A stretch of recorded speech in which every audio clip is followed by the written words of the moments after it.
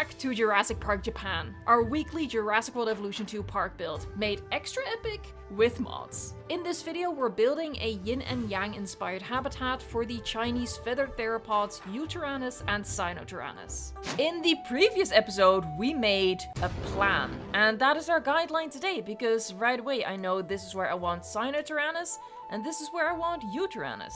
But before we get started on today's build, I want to show you an awesome new mod made by Viral Cyclops and commissioned by Rob Earth. And it's these glass pane pieces.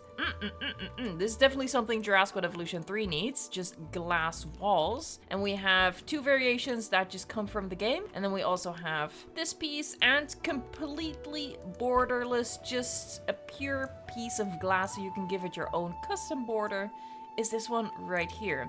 So this mod is basically going to be at the core of today's build because we're going to make it feel like they're walking through the habitats, but safely. Well, as safe as glass can be when you're dealing with dinosaurs. It's gonna come through the glass!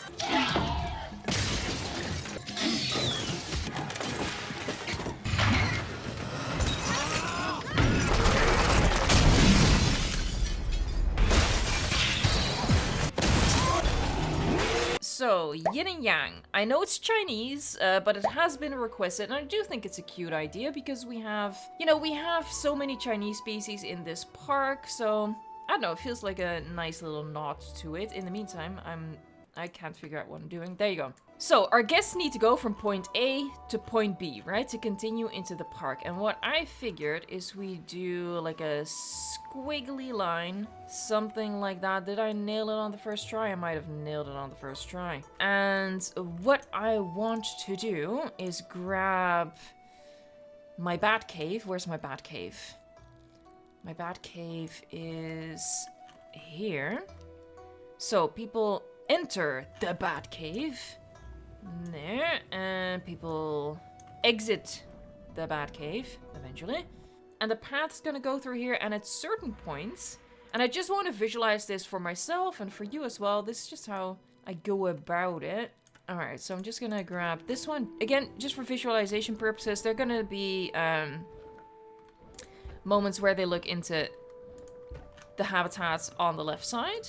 Then in the middle, it's gonna really be like, ooh, we're walking, through this open area. The dinosaurs can get to us on both sides. Ooh, spooky, spooky, spooky. And then over here, they can look into just that habitat. And the rest of it is gonna be rock wall, so it's gonna feel a little, not a tunnel, because we're not gonna give it a roof, but, a bit like going through a canyon, I suppose. And then sometimes it opens up, and they can look into the habitats. Okay, I'm gonna temporarily shift these over so I can work on the path without my view being obstructed. Now, since we're going for a yin and yang theme, I wanted to play with like light and dark pathing. What's the lightest? Is this the lightest, or is... Oh, that's not the lightest. Or is maybe... Oh, this is definitely... And it has a little gray tone to it as well. Alright, just so I have a connection point. Did I maybe make it too big? Maybe, but we can clip some stuff into it to make it feel a little bit more narrow. I just need a base to work off of. Alright, now grab this path. So this is our light path. And we want to follow this curve. And honestly, it might be easiest to start from the center and work our way out. And now we do that, and we gotta follow it. So what I'll just do is I'll put a bunch of these. Oh, maybe I should have, hold on, maybe I should have gone a little wider with it. Hold on. I went with the super skinny path. Let's maybe not do the super skinny path. Yeah, that's schmedium. Schmedium is better. Yes, I approve of the schmedium. So then we connect medium bits of this. And you can see that we get there's some weird squiggliness going on right now. We don't want the squiggliness. We want big squiggle, but not little squiggle. So there, you can just see it snap into place right there. So that's what we're gonna go for. And let's hope we can continue that all the way around. Get rid of little nubs, little nipples on my path. Oh, why did I go there? Oh, it's kind of cute. I don't hate that. Anybody who knows me knows that that's the goal. If I don't hate it, then I'll take it. It really is that simple. I really am that simple. I think that works. I think that's wide enough. It does have to be quite wide. Because it's like a main thoroughfare, right? It literally takes all of the traffic that comes from up here, has to go down this path. So, you know, you might want to go a little bit more narrow with it if you do something like this in your park, and it's just like a little path off to the side. But I need the thickness. I wanted to do something a little sci-fi. That doesn't track, does it? But like this is Jurassic Park Japan, and for me Japan is two things. It is this beautiful traditional culture with, you know, beautiful traditional architecture, like stuff like this, gorgeous, amazing.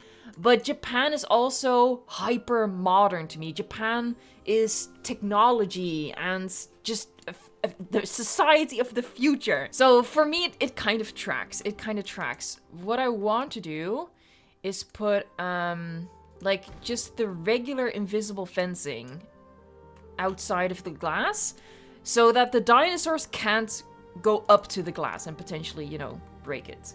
So in that sense, the glass is more for the guests to stop them from making stupid decisions than it is about the dinosaurs. So this is an excellent mod, by the way. It's not flashy, but it's great. I might actually limit it to just 2 pieces, but we'll see. Or maybe this will be slightly smaller. But yeah, this is one of those basic mods, and I don't use basic in a bad way. You need the basics for park building. And this is an excellent, excellent one. Yeah, and the rest of it is predominantly rock wall, but what we might do is sometimes add like a little crack in the rock wall, put a glass pane in there, so they get like little peekaboo. Look, this is my happy place, y'all. Placing rocks is so good. Anybody who's ever joined a stream, especially the previous stream last weekend, y'all know I love my rocks, okay? Don't judge me, please. But yeah, I sort of just like placing my building blocks. But yeah, just get them in like an orientation that I think is suitable. You know, so for example, right now I'm like, you know, I want those flat sides. And just place them down and then use Kai's toolbox to move them around. There, you can see I'm sort of going for like, you know, a bit of a smooth wall on the inside. I do like the color combo of the rocks as well. I think that gives it more life. There, I think that's gonna be our first crack in the rock wall. I like that idea. And actually, I think we could create a cool shaped crack through here as well. How often is Evo gonna say crack during this video? Stay tuned. All right, I think that's an excellent crack right there. I hate myself. There, excellent crack. Okay, let's put the glass into me cracks. Oh, God. Alright, let's check what this is like. Okay, cool. So you can already see that up ahead. Yeah, that's pretty cool. And then you look into the habitat. Is there a crack over here? There's not. Yeah, but that looks cool. And we'll have some foliage peeking through. Then you rush on through. Now that's a nice crack. Oh, this is a good crack. And then you have the area where it's like, you know, you're surrounded. That's when the attack comes, not from the front, but from the sides. And then we have this last view. Nice bonus is that we'll see the pagoda. What I was saying, right? Maybe it'll add to the experience if we add more caves. I do think I like that. That's how it all starts. And then there's running and rock caves. I do like that. With some foliage added to it, yeah, I think that enhances the experience. I can sacrifice a crack for this. Now, as I said, what I want to do is add invisible fencing on the other side of the glass to sort of add that high-tech feature and make it a bit safer. I like that. Yeah, and that keeps, you know, the big thing with the teeth away from the glass. The big heavy thing that could potentially break through the glass. And because I can never have enough rocks, I then spent 15 minutes covering the cliff face with rocks as well, because the terrain paints just don't cut it anymore.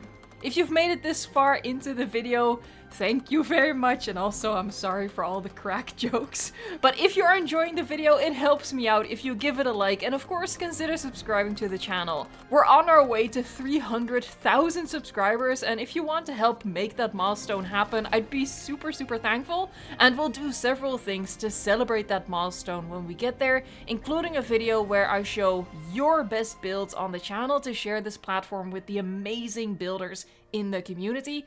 All of that will happen in about a month, so stay tuned. There are more rocks to come in this episode, but the next step was to use the monorail track trick to get it on ground level so we can use it as a bridge for tour vehicles going through the habitat. There are some things even mods can't do, so it's good that we also know about these tricks and glitches in the game. This trick does work better if you use the Enhanced Terrain Tools mod, but it does also work completely unmodded. I've used this to create shelters for dinosaurs and arches over paths without mods in the past. I had to make it bigger, but the process is the same, so that's why I cut out that part of the video. And what we want to do now is unearth our bridge. So we're gonna dig it out. Oh. Oh, she says it's a little uneven. We can fix that. It's fine. Don't panic. So we want to have it low enough that the tour can go under, but we don't want it to be too deep. I honestly think this might already be good. We discovered during a live stream that this trick that I want to do actually doesn't work with the gyrospheres, which is weird. It's not gonna be easy. It is still quite small. But yeah, I wanted to make sure that this thing wouldn't be in front of the window, and this thing obviously couldn't get too close to the edge. There's a lot of steps. Eventually, it works. I want to get this bad boy right on top.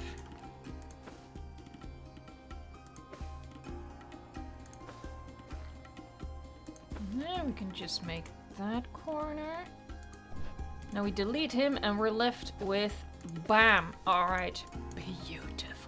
And again, we really don't want this bridge to be super tall. We have a super tall bridge.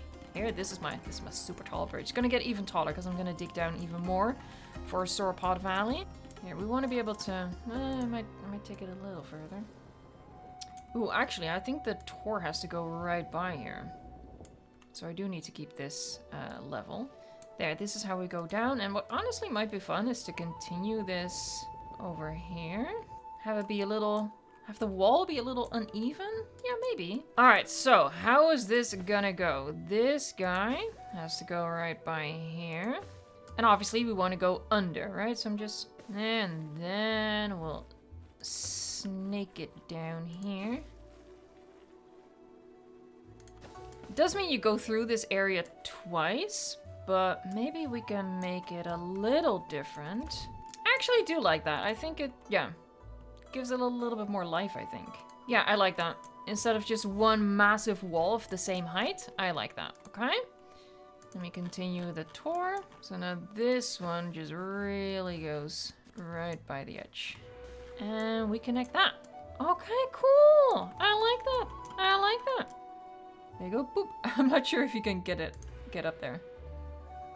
Oh, he can. It's a bit of a struggle, though. So he can manage, but I want to see if I can help him out a little bit. That's better, isn't it? And here you have it, more rocks, just as I promised. We're actually in the habitat on the other side of the squiggly path right now. And that is because I accidentally deleted part of the recording. So the rocks that you see me placing right now, lining this valley that goes through the habitat, the tour's gonna go through here. The tour's gonna go under both of these logs that I thought was really cool and is like a balance to what we did in the other habitat with the tour going over the bridge, you know, taking that yin and yang inspiration.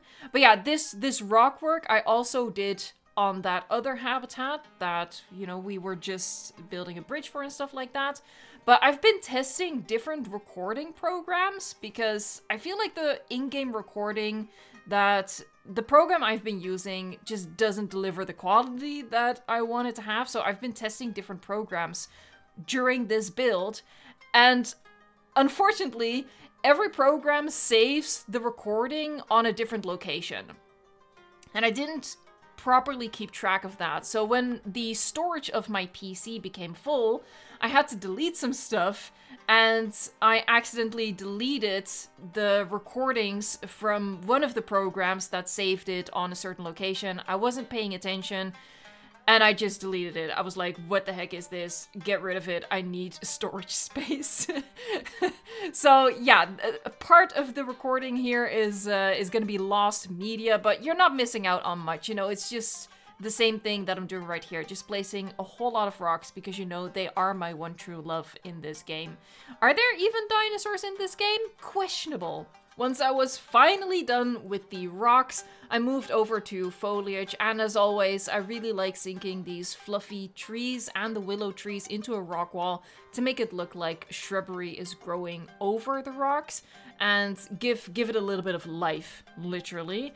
And then the rest is just going to be adding the foliage to the habitat as well, you know, using the terrain paints and all of that stuff. Now we need to talk about the yin and yang for a little bit, the inspiration for this habitat. The left side of the yin and yang symbol is white and the right side is black, and then there's a circle of the opposing color on each side. Those circles are represented in my builds with just circular ponds, and initially I wanted to have the dark rocks surrounding the pond in the left habitat and the light rocks surrounding the water in the right habitat to mirror the circles within the yin and yang symbol. However, as I was doing this, I was confronted with the angle of the sun hitting the park.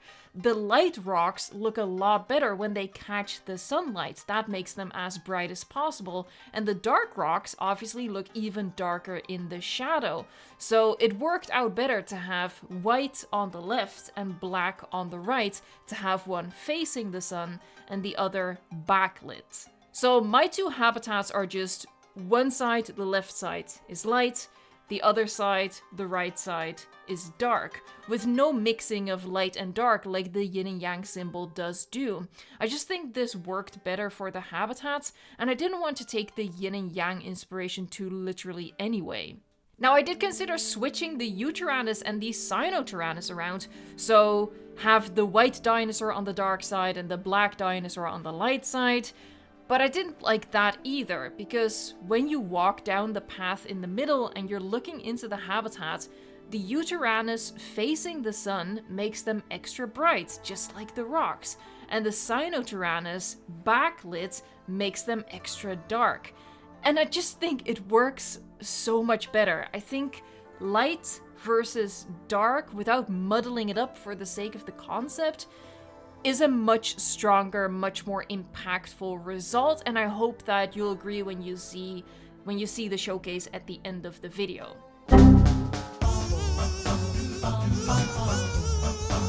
One of the last details in this build is adding the log decoration over top of one of the canyons as well. I am a sucker for log bridges, so even though I already have the log viewing gallery over the canyon, I wanted to add this decoration piece as well. I also worked a little bit on the surrounding guest area, but unfortunately that's another accidentally deleted recording, so let's just get into the showcase.